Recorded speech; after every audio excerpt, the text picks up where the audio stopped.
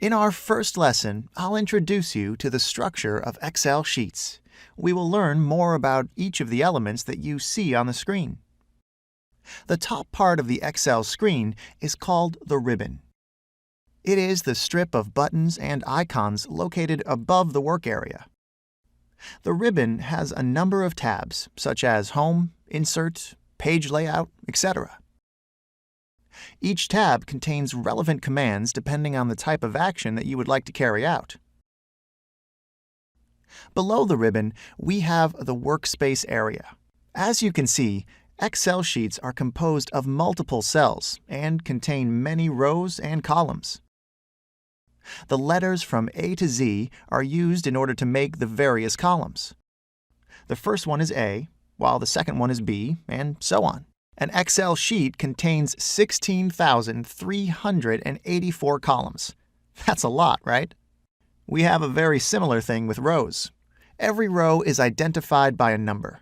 We have 1, 2, 3, going all the way down to 1,048,576. To sum up, 16,384 columns and 1,048,576 rows. I'm sure you understand how powerful the program is by this point. And this is just one sheet. We can add as many sheets as we like by using the plus button.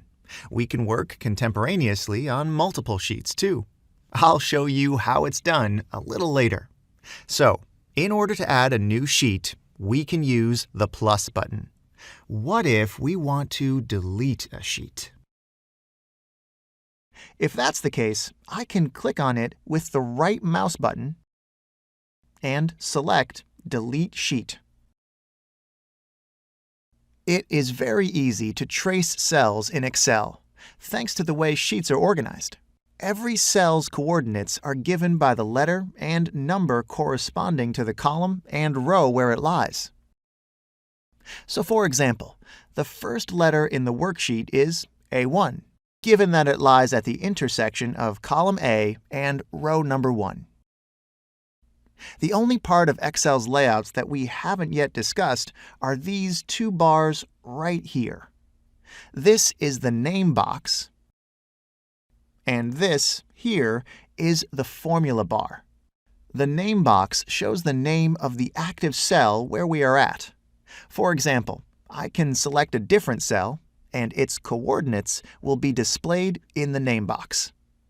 See what I mean? The formula bar allows us to edit or enter information, numbers, text, formulas, within a given cell.